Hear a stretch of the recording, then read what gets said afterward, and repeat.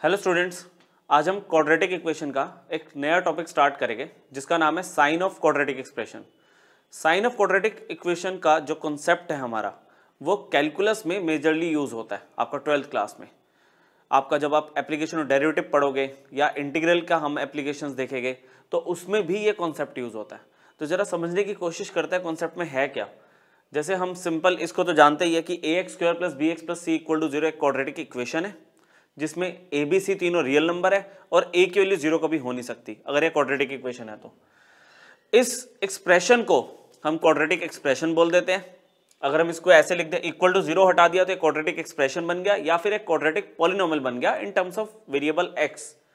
अब इसको हम किस तरह से लिख सकते हैं, देखो दो अलग अलग फॉर्म्स में हम इसको एक्सप्रेस कर सकते हैं। जैसे मान लो मैंने ए कॉमन ले लिया, इसमें x² + b/ax + c/a, और इससे हम फेमिलियर है कि -b/a अगर मैं ऐसे एक्सप्रेस कर दूं, इससे हम फेमिलियर है। अगर मैं माइनस माइनस करके ऐसे लिख दूं इसको तो -b/a और c/a ये सम ऑफ रूट्स है ऑफ क्वाड्रेटिक पॉलिनोमियल और ये प्रोडक्ट ऑफ रूट्स है। तो उसको हम किस तरह से एक्सप्रेस कर सकते हैं, देखो आप, ये हो सकता है आपका alpha + beta sum of roots और ये हो गया आपका प्रोडक्ट ऑफ रूट्स। ठीक, तो आपका fx जो ax² + bx + c था वो किस में कन्वर्ट हो गया, आप a टाइम्स अगर मैं ब्रैकेट एक्सपेंड कर दूं x² - αx - βx + alpha beta, तो आप इसके ग्रुपिंग से दो फैक्टर बना सकते हो, a टाइम्स x - अल्फा और x - बीटा। तो फाइनली एक एक्सप्रेशन मुझे मिल गया कि क्वाड्रेटिक एक्सप्रेशन जो मेरे पास था originally ax² + bx + c it can be expressed as a multiplied by x - alpha और x - बीटा, जहां अल्फा और बीटा रूट्स है किसके, where alpha and beta are roots of, roots तो एक इक्वेशन के हो गए ना, are roots of ax² + bx + c = 0। ठीक है, अगर आप =0 लेके चलते हो तो ये इक्वेशन है। अगर आप सिर्फ एक्सप्रेशन को कंसीडर करते हो तो एक क्वाड्रेटिक पॉलिनोमियल या फिर क्वाड्रेटिक एक्सप्रेशन काउंट होता है। ठीक, एक फॉर्म तो मैंने आपको बता दी कि क्वाड्रेटिक एक्सप्रेशन को हम इस तरह से लिख सकते हैं इन टर्म्स ऑफ रूट्स। एक और है हमारे पास फॉर्मेशन, हमने फिर से क्वाड्रेटिक एक्सप्रेशन को कंसीडर किया, ए कॉमन ले लिया जैसे लास्ट पेज पे हमने किया था यहाँ पे b/ax + c/a। अब इस सिचुएशन में क्या है, आपको कंप्लीटिंग द स्क्वायर मेथड लगाना आना चाहिए। इस केस में हम क्या करते हैं, x के कोफिशिएंट को कंसीडर करते हैं। x का कोफिशिएंट आपका b/a है, अगर मैं इसको हाफ कर दूं तो b/2a हो जाएगी वैल्यू, b / 2a, उसका स्क्वायर अगर हम कर दें तो वैल्यू आएगी b² / 4a²। उस वैल्यू को हम इसी ब्रैकेट में x के साथ ऐड कर देंगे इस तरह से, और लास्ट में कांस्टेंट के साथ ऐड कर देंगे और यहाँ पे कांस्टेंट के साथ सब्ट्रैक्ट कर देंगे। ठीक है, दोबारा सुन लो आप, कोफिशिएंट ऑफ x को हमने कंसीडर किया, कंप्लीटिंग द स्क्वायर मेथड हम अप्लाई कर रहे हैं। कोफिशिएंट ऑफ x को कंसीडर किया, उसको हाफ किया तो b / 2a आ गया, स्क्वायर किया तो b² / 4a², b² / 4a² को हमने ऐड और सब्ट्रैक्ट कर दिया। एडिशन वाली टर्म हमने x के साथ रखी तो मुझे ये तीनों एक आइडेंटिटी बनाते हुए दिख रहे हैं, a + b का होल स्क्वायर। क्लियर, ये a + b का होल स्क्वायर हो गया। यहां पर मैंने एलसीएम ले लिया 4a², ये आपके पास आ गया 4a² c। ठीक है, या फिर एक काम करते हैं, इसके यहाँ पे a भी तो है, ये a आपका मिस हो गया था। ठीक है, तो इसी वजह से 4a² नहीं आएगा। अगर आप एलसीएम लेते हो 4a², ठीक है, तो ये आएगा 4ac और -b², इस तरह से है वर्किंग। ठीक है, अब आपने a अंदर मल्टीप्लाई किया तो a इस ब्रैकेट के बाहर तो एज इट इज रहेगा, कोई वर्किंग नहीं है। a जब इससे मल्टीप्लाई हुआ तो ये आ गया 4ac - b² / 4a। इस एक्सप्रेशन को भी हम जानते हैं, अगर मैं माइनस कॉमन ले लूँ, यहाँ पर मैं यहाँ पे माइनस कॉमन ले लूँ तो ये b² - 4ac बन गया। ठीक है, जिसको हम बहुत अच्छे से जानते हैं, ये कैपिटल D है, डिस्क्रिमिनेंट। ठीक, तो आपका fx आपका चलता आ रहा है, a टाइम्स x + b/2a का होल स्क्वायर। ठीक है, माइनस डी अपॉन 4a। अच्छा, F x function in terms of x को हम y लेके सकते हैं, तो इसको मैं इधर ले आया, एफ एक्स को y लिख दिया और d अपॉन 4a को मैंने इधर ट्रांसफर कर दिया, तो a times x plus b upon 2a का होल स्क्वायर। ये मुझे सिचुएशन दिख रही है क्वाड्रेटिक एक्सप्रेशन की, जिसको अगर मैं ऐसे ट्रांसफॉर्म करके लिख दूं, a को हटा देता हूं मैं, ठीक है, यहाँ पे मैंने लिख दिया x plus b upon 2a whole square divided equal to 1/a y plus d upon 4a। तो कॉनिक सेक्शन में हम एक इक्वेशन पढ़ेंगे, कॉनिक सेक्शन में हम इक्वेशन पढ़ेंगे, इक्वेशन ऑफ पैराबोला। तो जनरल इक्वेशन ऑफ पैराबोला आपके पास होती है x माइनस एच का whole square equal to 4a y minus k. ये पैराबोला की इक्वेशन है, ठीक है, जिसका वर्टेक्स h कोमा k होता है, h कोमा k। तो उसको हमने अगर कंपेयर करूं मैं x के साथ, यहां पे h कितना दिख रहा है, x माइनस एच होता है ना, तो h आपको कितना दिख रहा है, minus b upon 2a। k कितना दिख रहा है आपको, y माइनस k है, तो k आपको दिख रहा है माइनस डी अपॉन 4a। तो फाइनली क्या कंक्लूजन हमें मिला कि अगर एक क्वाड्रेटिक एक्सप्रेशन है तो it always represents a parabola, with vertex आपको दिख रहा है minus b upon 2a comma minus d upon 4a, represents a parabola symmetrical on y axis पे सिमेट्रिकल होता है ये, ठीक है, with vertex minus b upon 2a comma minus d upon 4a। अगर पैराबोला आप जानते हो तो पैराबोला ये होता है आपका, ठीक है, ये वाला पैराबोला की बात कर रहा हूं मैं, या तो पैराबोला वर्टिकल पैराबोला ये या तो y एक्सिस पे ऊपर बनेगा या y एक्सिस पे नीचे बनेगा, depending upon coefficient of x square, वो आगे बात करेंगे। बस अभी हमें क्या पता चला कि क्वाड्रेटिक एक्सप्रेशन अगर आपके पास है तो आप उसको a times x minus alpha x minus beta की फॉर्म में एक्सप्रेस कर सकते हो, जहाँ पे अल्फा बीटा रूट्स है इक्वेशन के, और दूसरा ये पैराबोला रिप्रेजेंट करेगा ग्राफिकली, जिसका वर्टेक्स आपने कैलकुलेट कर लिया माइनस बी अपॉन 2a और माइनस डी अपॉन 4a। ये एक ऐसा कॉन्सेप्ट है जिससे बड़े बड़े क्वेश्चंस की वर्किंग आपका बहुत एक लाइन में कन्वर्ट हो जाएगा। तो देखते हैं जरा आगे ये कैसे अप्लाई होगा आपका, ये देखो, ठीक है। केस 1 ले रहे हैं हम, टॉपिक है आपका साइन ऑफ क्वाड्रेटिक एक्सप्रेशन। जो मैंने स्टार्टिंग में बोला था आपको कि एक क्वाड्रेटिक एक्सप्रेशन उसका साइन कैसा होगा, वो पॉजिटिव होगा नेगेटिव होगा, देखते हैं जरा। देखो ये तो अब हमारी बात हो चुकी है कि ax square plus bx plus c is equal to a times x minus alpha x minus beta, जहां पे अल्फा बीटा रूट्स है कोरस्पॉन्डिंग क्वाड्रेटिक इक्वेशन के। अब कहते हैं ये इसका जो साइन है, टोटल जो साइन है क्वाड्रेटिक एक्सप्रेशन का, वो a पर डिपेंड करता है। कैसे a पर डिपेंड करता है, बात करते हैं। कहते हैं कि देखो क्वाड्रेटिक है तो आप उसका डिस्क्रिमिनेंट निकाल सकते हो। तो फर्स्ट केस हमने जो सिलेक्ट किया, हम कंसिडर करके चल रहे हैं कि मान लो डिस्क्रिमिनेंट 0 आ गया, डिस्क्रिमिनेंट जो कि बी स्क्वायर माइनस 4ac होता है वो 0 आ गया, तो रूट्स रियल और इक्वल होती है, रूट्स आपके रियल और इक्वल होगी। उस केस में आपको पता है कि जो आपका ग्राफ है वो एक्स एक्सिस को सिर्फ एक पॉइंट पर टच करके जाएगा, क्योंकि दो अलग अलग रूट्स तो मिली नहीं, कोइंसिडेंट रूट है। तो आपको इतना बताया गया कि ये जो क्वाड्रेटिक एक्सप्रेशन है ये एक पैराबोला रिप्रेजेंट कर रहा है, ठीक है, पैराबोला रिप्रेजेंट कर रहा है। तो उसमें अगर इक्वल रूट्स है तो वो एक्स एक्सिस को एक पॉइंट पर टच करके जाएगा। अब या तो पैराबोला ऐसे बनेगा या पैराबोला आपका ऐसे बनेगा, वो किस पर डिपेंड करेगा। देखो सबसे पहले हमने यहाँ पे क्या किया, जैसे ये x minus alpha x minus beta है, यहाँ पे आपको पता है रूट्स रियल और इक्वल है, तो x माइनस अल्फा के साथ x माइनस अल्फा हो गया, और ये आपका क्या बन गया, a times x minus alpha का होल स्क्वायर। ये आपका बन गया x माइनस अल्फा का होल स्क्वायर। अब आप सोचो x माइनस अल्फा का होल स्क्वायर तो पॉजिटिव है, अब a जो है आपका अगर पॉजिटिव होगा तो ये पूरा जो आंसर है ax square plus bx plus c वो पॉजिटिव हो जाएगा, और ये 0 भी हो सकती है वैल्यू, अगर x माइनस अल्फा का होल स्क्वायर का आंसर 0 आ रहा है, ठीक है। इफ a इज पॉजिटिव, सारी डिपेंडेंसी a पे चली गई, और ये लेस देन इक्वल टू 0 भी हो सकता है अगर a आपका नेगेटिव है। समझ आई बात। यहां पे ये सिचुएशन है कि ax square plus bx plus c originally था a times x minus alpha x minus beta, लेकिन जब हमें पता है रूट्स इक्वल है, d इक्वल टू 0 आ गया, डिस्क्रिमिनेंट हमने निकाला, डिस्क्रिमिनेंट 0 आ गया, तो उस केस में x माइनस अल्फा होगा, x माइनस अल्फा का होल स्क्वायर हो गया, तो ये वाली वैल्यू तो पॉजिटिव ही है। अब a अगर पॉजिटिव है तो ये पूरा एक्सप्रेशन पॉजिटिव, a अगर नेगेटिव है तो पूरा एक्सप्रेशन नेगेटिव। अच्छा, इक्वल टू 0 आने की पॉसिबिलिटी है कि अगर x माइनस अल्फा का होल स्क्वायर ही 0 आ गया, सॉल्व करके। चलो आगे देखते।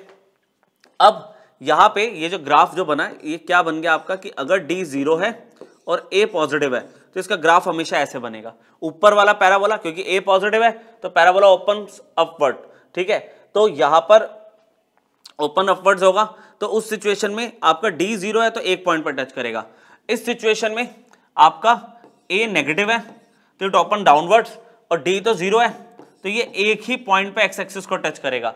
अब देखो आपको मैंने पैराबोला का वर्टेक्स बताया था -b/2a -d/4a, बट d तो 0 है तो ये 0 हो गया, और ऑब्वियसली एक्स एक्सिस पर y वाला कोऑर्डिनेट तो वैसे ही 0 होना था, सिमिलरली d यहाँ 0 हो गया। अब यहाँ पे क्या कहता है, आप जरा ध्यान से देखो, ये जो fx है, देखो fx मतलब ये जो y एक्सिस पे जो वैल्यू चल रही है आपकी, ये जो ग्राफ है ये कभी भी ओरिजिन से नीचे तो जा ही नहीं रहा, ये तो पॉजिटिव है। अच्छा एक पॉइंट पे 0 भी आ गया तो इसकी वैल्यू हमेशा या तो पॉजिटिव होगी या 0 होगी। इस पूरे क्वाड्रेटिक एक्सप्रेशन का जो साइन होगा it will always be positive और 0। तो ये आपको कॉन्सेप्ट बता रहा है कि अगर मान लो किसी भी क्वाड्रेटिक एक्सप्रेशन का डिस्क्रिमिनेंट 0 आ गया और a पॉजिटिव है तो उस सिचुएशन में आपका जो क्वाड्रेटिक एक्सप्रेशन है ओरिजिनल वो ग्रेटर देन और इक्वल टू 0 होगा। और इस सिचुएशन पे आप इस क्वाड्रेटिक एक्सप्रेशन की मिनिमम वैल्यू बता सकते हो, ये मिनिमम वैल्यू, क्योंकि ये तो देखो ऊपर जाता जा रहा है, ये ऊपर कितना जाएगा हम मैक्सिमम डिफाइन नहीं कर सकते, लेकिन हाँ मिनिमम बता सकते हैं। और मिनिमम वैल्यू कितनी है यहाँ पे ग्राफ की, ये ग्राफ की मिनिमम वैल्यू कितनी है 0 होगी आपकी वैल्यू, ठीक है ना। देखो y एक्सिस पे यहाँ पे ये y की वैल्यू कितनी है 0 है। अच्छा इसी को अगर हम यहाँ देखें तो अगर आपका a नेगेटिव है और d 0 है तो ग्राफ हमेशा या तो नेगेटिव होगा या 0, तो ax² + bx + c will be less than equal to 0 for all x belongs to real number. और इस केस में मैक्सिमम वैल्यू डिफाइन कर सकते हो ग्राफ की, क्योंकि नीचे तो जितना मर्जी आ सकता है, मिनिमम तो डिफाइन कर नहीं सकते, तो मैक्सिमम वैल्यू इस ग्राफ की क्या होगी 0। आई बात समझ। तो ये केस 1 डिस्कस किया हमने साइन ऑफ क्वाड्रेटिक एक्सप्रेशन का, जहां पर डिस्क्रिमिनेंट हमारा 0 होता है। उस सिचुएशन में या तो ग्राफ एक्स एक्सिस को इस तरह से टच करके जाएगा ओपनिंग अपवर्ड्स, या फिर ओपनिंग डाउनवर्ड्स इस तरह से टच करके जाएगा, ठीक है। इस केस में हमारा पॉजिटिव और 0 होगा हमेशा, इस केस में हमेशा हमारा नेगेटिव और 0 होगा। तो नेक्स्ट केस हमारे पास क्या है, रूट्स जब इमेजिनरी है, मतलब जब d नेगेटिव है। अब d नेगेटिव है तो वो एक्स एक्सिस को टच ही नहीं करेगा, इंटरसेक्ट करने की तो दूर की बात है, ये ऊपर से निकल जाएगा। अच्छा पॉसिबिलिटीज वही दो है कि कोएफिशिएंट ऑफ x² जो कि a है, अगर वो पॉजिटिव है, ये पैराबोला की कंडीशन होती है कि अगर a पॉजिटिव है तो वो ओपन अपवर्ड्स और a नेगेटिव है तो ओपन डाउनवर्ड्स। तो a पॉजिटिव और d तो नेगेटिव है ही, आपका d तो नेगेटिव है ही, तो उस सिचुएशन में आप देखो पैराबोला एक्स एक्सिस को टच ही नहीं कर रहा। अब यहां पे क्या सिचुएशन है कि आपको पता है रूट्स जब इमेजिनरी है तो इमेजिनरी रूट्स हमारी क्या होती है, कॉम्प्लेक्स रूट्स होती है। तो अगर अल्फा मेरे पास p + आयोटा q है तो बीटा तो p - आयोटा q होगा ही होगा 100%, कॉन्जुगेट पेयर में अकर करती है रूट्स। तो हमने यहाँ पे ना इसको भी रख के देखा कि डिपेंडेंसी इस बार भी a के ऊपर है या नहीं है, देखते हैं जरा। अल्फा की वैल्यू जब मैंने ये रखी p + आयोटा q तो वो हो गया -p - आयोटा q। यहाँ पे बीटा की वैल्यू रखी तो x - p + आयोटा q हो गया। तो इसमें आइडेंटिटी बन गई हमारी a - b a + b, नहीं ये a ये पूरा हो गया ना, ये a और +b, ठीक है। इसको मैं हटा देता हूँ नहीं तो कंफ्यूजन हो जाएगी। तो यहाँ पे मैं लगा के दिखा देता हूँ डायरेक्टली, ये आपके पास आ गया a² माइनस में b²। अब x - p के स्क्वायर को तो सॉल्व करने की नीड नहीं है, लेकिन यहाँ पे देखो आयोटा स्क्वायर आ रहा है, आयोटा स्क्वायर इज -1 तो ये प्लस हो जाएगा ओवरऑल, तो आ जाएगा a times x + p² + q²। तो इस सिचुएशन में आप जरा ध्यान से देखो, स्क्वायर किया हमने, ये स्क्वायर किया तो दोनों आंसर पॉजिटिव, और पॉजिटिव वैल्यूज का सम पॉजिटिव होगा, फिर डिपेंडेंसी a पे आ गई। अगर आपका a पॉजिटिव है तो ये एक्सप्रेशन पॉजिटिव होगा पूरी तरह से, और अगर आपका a नेगेटिव है तो एक्सप्रेशन पूरी तरह से नेगेटिव होगा, ठीक है। तो ये पूरा एक्सप्रेशन, अब देखना जरा, a पॉजिटिव है तो ग्राफ ऐसे बना, तो ये पूरा एक्सप्रेशन देखो पॉजिटिव ही तो है, ये नीचे तो कभी गया ही नहीं और 0 भी नहीं होगा क्योंकि ये तो एक्स एक्सिस को टच ही नहीं करेगा, तो ये वैल्यू हमेशा पॉजिटिव आएगी। स्ट्रिक्ट इनइक्वालिटी है ये, कभी आ जाए ना आपके सामने कि ये एक्सप्रेशन पॉजिटिव है तो आप समझ जाना कि कोएफिशिएंट ऑफ x² भी पॉजिटिव है और आपका डिस्क्रिमिनेंट लेस देन 0 है। इसकी दूसरी पॉसिबिलिटी, अगर आपके पास a नेगेटिव है और d भी नेगेटिव है तो वही बात है कि डाउनवर्ड की तरफ ओपन होगा पैराबोला, और ये एक्स एक्सिस को ना तो टच करेगा ना इंटरसेक्ट करेगा। ऊपर मैंने वहां पे मेंशन कर दिया, neither touches nor intersect the x axis. इस सिचुएशन में हमारा जो ग्राफ है हमेशा देखो बिलो ओरिजिन है, तो वो हमेशा नेगेटिव होगा for all x belongs to real number. अब यहां पर इस ग्राफ की देखो मिनिमम वैल्यू आप डिफाइन कर सकते हो। अब इस पॉइंट पे y की मिनिमम वैल्यू कितनी है, -d/4a, और वो वैल्यू कब है, जब x की वैल्यू आपकी -b/2 है। इस ग्राफ की आप मिनिमम वैल्यू डिफाइन कर सकते हो, मैक्सिमम आप डिफाइन नहीं कर सकते। उल्टा कंपैरिजन में यहां पे आप मैक्सिमम वैल्यू डिफाइन कर सकते हो, मिनिमम डिफाइन नहीं करोगे, लेकिन मैक्सिमम हो या मिनिमम हो वैल्यू होगी -d/4a। -d/4a होगी कब, जब x -b/2 है। अब देखो ना यहाँ पे आपने मैक्सिमम वैल्यू डिफाइन कर दी, जैसे जैसे नीचे आ रहे हो वैल्यू कम होती जा रही है, लेकिन कितनी कम होती जा रही है, ग्राफ तो कभी रुकेगा ही नहीं नीचे तक। तो इस केस में मिनिमम डिफाइन हो गई फंक्शन की वैल्यू ax² + bx + c की वैल्यू, इस केस में मैक्सिमम डिफाइन हो गई। दोनों केसेस में -d/4a where d is discriminant, b² - 4ac। तीसरा केस भी है हमारे पास, इसका देख लेते हैं। ठीक है, d = 0 का केस हो गया, ग्राफ सिर्फ x एक्सिस को टच करके जाएगा। फिर d जब नेगेटिव आया, ग्राफ x एक्सिस से ऊपर से चला जाएगा। थर्ड और फाइनल केस जब d > 0 है, उस केस में रूट्स रियल भी होती है और डिस्टिंक्ट भी होती है, दो अलग अलग रूट्स होगी। अच्छा, तो वो अलग अलग रूट्स होगी तो अल्फा बीटा के इक्वल नहीं होगा, और अल्फा और बीटा में से कोई तो छोटा बड़ा होगा ना, तो हमने मान लिया अल्फा बीटा से कम है, केस ले लिया। उल्टा भी ले सकते हो आप, बीटा को भी आप अल्फा से कम ले सकते हो, पर एट अ टाइम एक केस लेके हम पूरा देखते हैं, जस्टिफाई करते हैं इसे। यहाँ पे कह रहा है अल्फा लेस देन बीटा है, तो अगर मान लो मेरे पास एक एक्स है जो अल्फा से कम है, तो ऑब्वियसली वो बीटा से भी कम होगा। अगर एक्स की वैल्यू अल्फा से कम है तो एक्स की वैल्यू बीटा से भी कम होगी, क्योंकि बीटा अल्फा से ज्यादा है। तो इस सिचुएशन में आप देखना जरा, x - अल्फा लेस देन 0 हो गया, एंड x - बीटा भी तो लेस देन 0 हो गया, और इनका प्रोडक्ट कैसा होगा, पर बताओ इनका प्रोडक्ट क्या बनेगा, वो पॉजिटिव हो जाएगा। देखो ना, नेगेटिव को नेगेटिव से मल्टीप्लाई किया, वैल्यू पॉजिटिव आ गई। तो ओवरऑल अब ये जो मेरे पास फंक्शन है, देखो इसमें ये वाला कॉन्सेप्ट हमारा सामने आएगा कि fx जो हमारा ax² + bx + c था, उसको हम ऐसे एक्सप्रेस कर सकते थे। अब आपको पता है ये तो पॉजिटिव है, तो सारी डिपेंडेंसी किस पे आ गई, फिर से a पर। अब ये पूरा पॉजिटिव होगा अगर a पॉजिटिव है, और ये नेगेटिव होगा अगर a नेगेटिव है। तो ये कहता है आपको कि अगर आपका x अल्फा से कम है और x बीटा से भी कम है, तो उस सिचुएशन में हमारा जो क्वाड्रेटिक एक्सप्रेशन है वो a के साइन पर डिपेंड करेगा। इसके अगेंस्ट x की वैल्यू अल्फा और बीटा के बीच में अगर हुई, मतलब x एक नंबर है जो अल्फा और बीटा के बीच में है, उस सिचुएशन में आप देखो x is greater than alpha and x is less than beta, तो x - alpha is greater than 0 होगा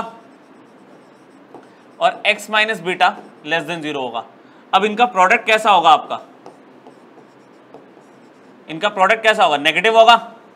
इनका प्रोडक्ट तो नेगेटिव होगा, क्योंकि एक पॉजिटिव एक नेगेटिव, तो प्रोडक्ट नेगेटिव हो गया।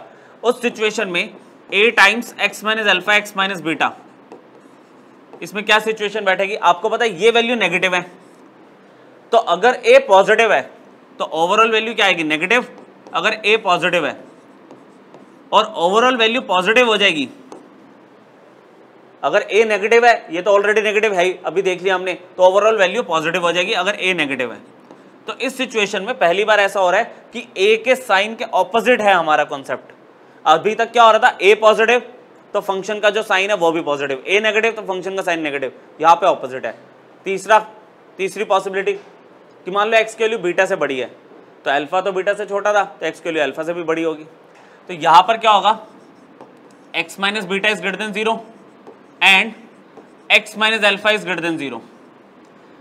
यहाँ पे इनका प्रोडक्ट का क्या होगा, x - बीटा और x - alpha is greater than 0। तो a times x - alpha x - beta की क्या बात आएगी। अब आपको पता है ये पॉजिटिव है, तो ये सब डिपेंडेंसी फिर से सेम a पर आ गई। ये पूरा एक्सप्रेशन पॉजिटिव होगा अगर a पॉजिटिव है, ये पूरा एक्सप्रेशन नेगेटिव होगा अगर a नेगेटिव है। इसको हमने शॉर्ट पे नंबर लाइन पे दिखा दिया आपको कि अगर मान लो अल्फा और बीटा दो रूट से, x की वैल्यू अल्फा से कम है तो बीटा से भी कम होगी। तो उस सिचुएशन में क्या आ रहा था, sign of fx is same as a।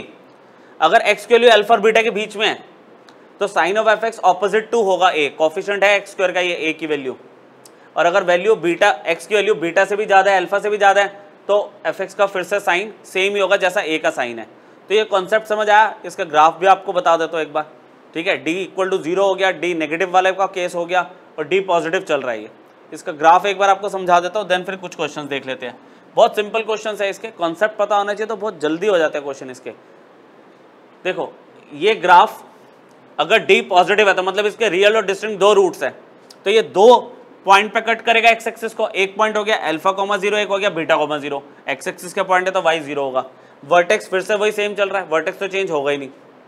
इस सिचुएशन में आप देखो यहाँ पे एफ एक्स की वैल्यू पॉजिटिव कब है, इस पोर्शन में और इस पोर्शन में, मतलब अल्फा से कम और बीटा से ज्यादा आपके फंक्शन की वैल्यू पॉजिटिव है। तो देखो ये वैल्यू पॉजिटिव होगी जब एक्स की वैल्यू माइनस इन्फिनिटी से अल्फा यूनियन बीटा से इन्फिनिटी के बीच में होगी, और ये वैल्यू नेगेटिव भी होगी।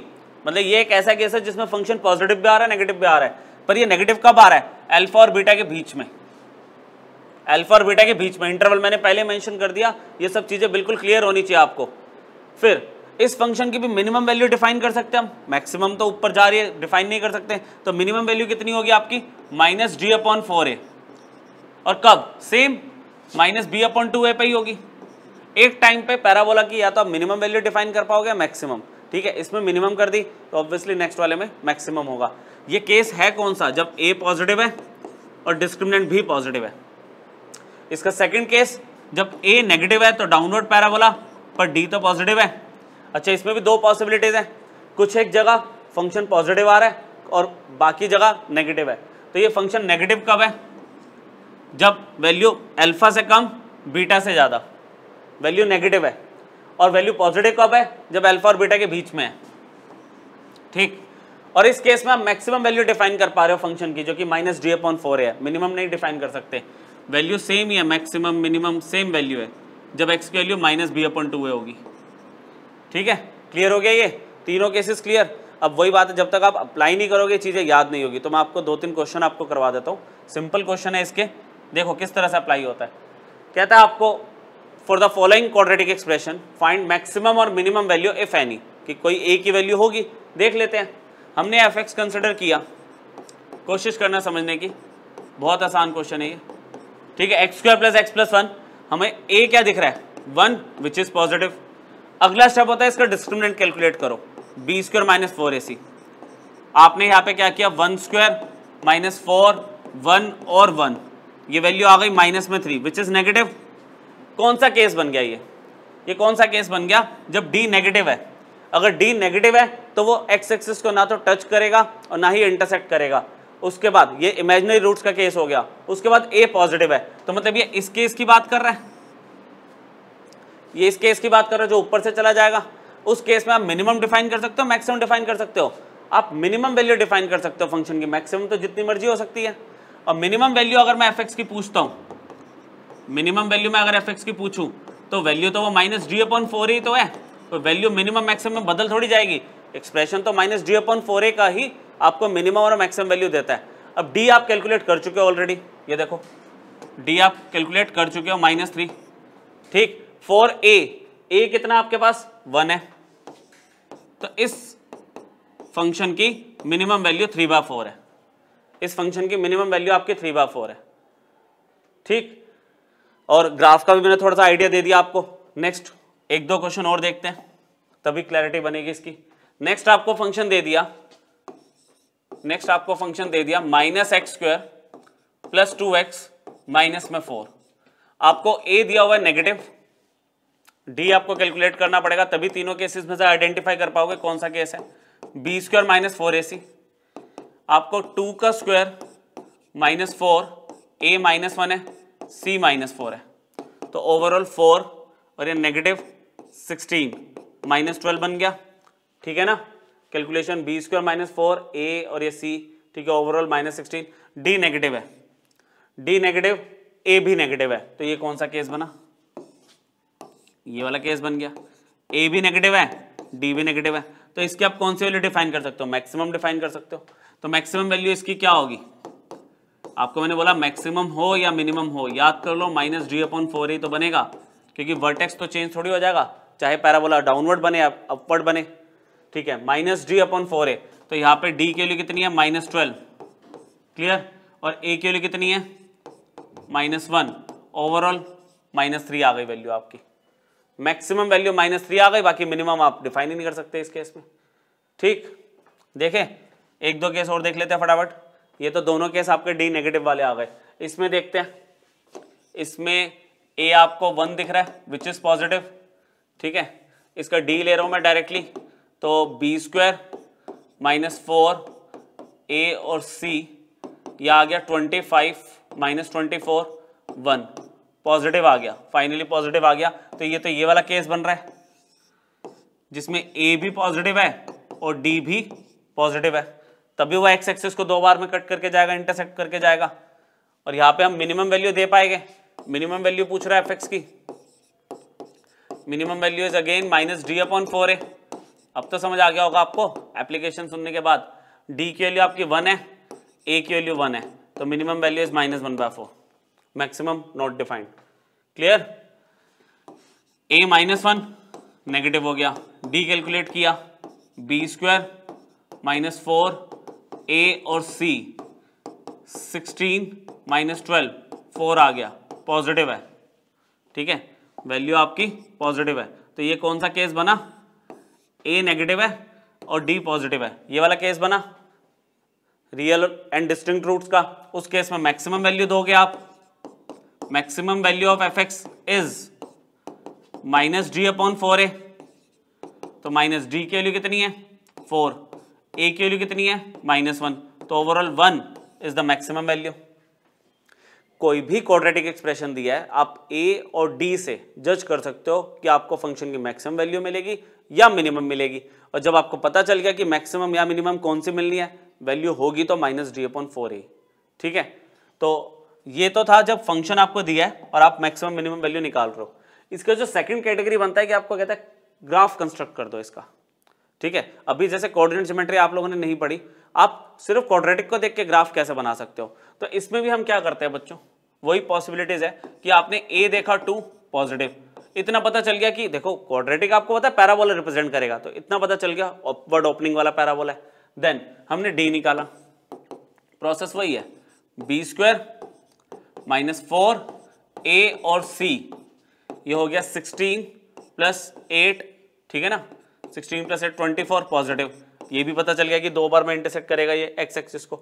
उसके बाद ये वाई एक्सिस को कहाँ इंटरसेक्ट करके जाएगा, उसके लिए हम क्या करते हैं, फॉर वाई इंटरसेप्ट, बहुत इंपॉर्टेंट पॉइंट है ग्राफ बनाने के लिए, फॉर वाई इंटरसेप्ट हम क्या करेंगे, एक्स को 0 ले लेंगे। जब आपने एक्स को 0 लिया तो वाई के लिए कितनी आ गई -1, अच्छा जी, वाई के लिए -1 आ गई, तो ये ग्राफ, और दूसरा ये एक्स एक्सिस को कहाँ इंटरसेक्ट करेगा वो भी आप निकाल सकते हो, वर्टेक्स आप निकाल सकते हो। इसका वर्टेक्स नहीं निकाला हमने, अभी रुको बनाते हैं बाद में, पहले वर्टेक्स तो बनाओ। इसका वर्टेक्स क्या था, इसका वर्टेक्स था -b/2a और -d/4a।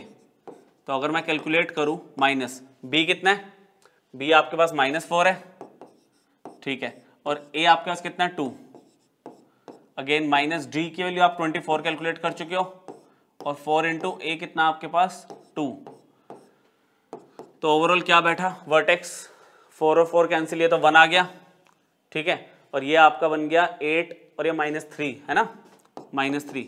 तो अब इस पॉइंट को तो लोकेट करो पहले, 1, -3, x 1 है, ठीक है, x 1 है और y -3, 1 2 3 ये लगा लो आप, ये पैराबोला ऐसे जाएगा, ठीक है, और y एक्सिस को -1 पे इंटरसेक्ट करके जाएगा। इंटरसेप्ट देखो ना, y का -1 आया था। अच्छा, ज्यादा बात है कि आपको ये भी देखना है कि ये 2 पॉइंट कौन से हैं, तो इस पॉइंट पे आपको देख रहा है ना कि आप x एक्सिस पे y 0 होता है, उस सिचुएशन में आप y को 0 ले लो, ठीक है, फॉर अल्फा एंड बीटा अगर आप बात करो तो आप उसमें क्या करोगे, y को 0 ले लो, y को 0 लोगे तो आप इसके अंदर फिर देखोगे कि ये वैल्यूज क्या आ रही है, ठीक है। अगर आसानी से हो रही है कैलकुलेट तो आप फैक्टराइज करके निकाल लो वैल्यू, पर एट प्रेजेंट इसका तो नहीं आ रहा, आप इसको वही क्वाड्रेटिक फॉर्मूला लगा के जो भी वैल्यू डेसिमल्स में रूट्स में आ रही है बता देना। क्लियर है? ग्राफ का क्या मतलब बना यहाँ पे, पहले आपको वर्टेक्स पता चल गया, ये वर्टेक्स है, आपको पता था पैराबोला ऊपर बनेगा क्योंकि a पॉजिटिव है और d पॉजिटिव है, तो 2 पॉइंट्स पे एक्स एक्सिस को कट करके जाएगा, तो अल्फा और बीटा हमारा कंसर्न नहीं था, ठीक है, हमें ग्राफ बनाना था, एक रफली ग्राफ, क्योंकि कैलकुलस में मैंने आपको बताया कर्व स्केचिंग हमें चाहिए, कर्व स्केचिंग से हम आगे डेरिवेटिव का कॉन्सेप्ट पकड़ पाते हैं, फंक्शंस में हमें कर्व स्केचिंग चाहिए। तो ये क्वाड्रेटिक का ग्राफ तो आपको सबसे इजी है, बनाना आना चाहिए, ठीक है। उसके लिए सारा मैंने कॉन्सेप्ट आपको बता दिया। ए देख लो, डी देखो, वाई इंटरसेप्ट निकाल लो और वर्टेक्स, ये 4 से आपको एक रफ फिगर मिल जाएगी, ठीक है। अल्फा बीटा अगर आपको बिल्कुल लोकेशन चाहिए तो आप इसको सॉल्व कर लो, क्वाड्रेटिक अगर फैक्टराइज हो रहे तो एक्स की 2 वैल्यूज आसानी से मिल जाएगी, अदरवाइज क्वाड्रेटिक फॉर्मूला लगा लो, तो जो भी वैल्यू डेसिमल्स में रूट में आएगी आप यहाँ पे प्लॉट कर देना, ठीक है। देखिए एक ग्राफ और बना ले, ये देखो इसमें ए आपका कितना है -1 जो कि नेगेटिव है, आपने फिर डी निकाला b² -4 ए और सी, तो ये मिल गया आपका 4 और ओवरऑल ये आपके पास माइनस ही रहेगा 8, ये यहाँ पे डी नेगेटिव आ गया, ये डी नेगेटिव आ गया मतलब ये एक्स एक्सिस को टच नहीं करेगा, क्लियर। फॉर वाई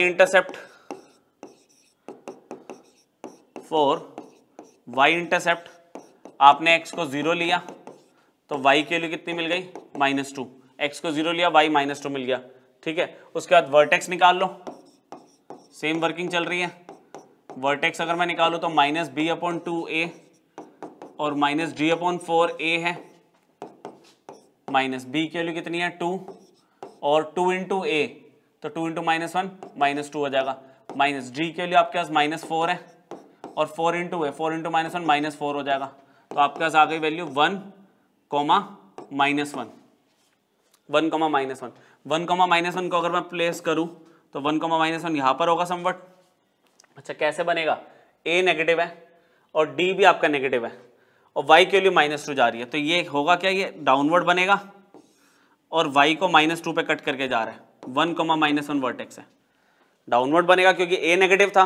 अच्छा d नेगेटिव है तो x एक्सिस को तो इंटरसेक्ट करेगा ही नहीं, टच भी नहीं करेगा, और फिर y एक्सिस को -2 पे कट करके जा रहा है वो, ठीक है। रूट्स तो इसकी होगी नहीं रियल, तो हमें x एक्सिस के पॉइंट निकालने की टेंशन ही नहीं है इस बार, ठीक है। एक पता चला आपको मैक्सिमम मिनिमम वैल्यू कैसे निकालनी है, दूसरे में आपको ग्राफ कंस्ट्रक्ट करना सिखा दिया, तीसरे में आपको ग्राफ दिया है और आपसे बहुत कॉमन क्वेश्चन पूछ रहा है कि जो क्वाड्रेटिक एक्सप्रेशन होता है ax² + bx + c, उसमें abc का साइन और d का साइन आप बताओ, तो मैंने 2 ग्राफ एक साथ ले लिया।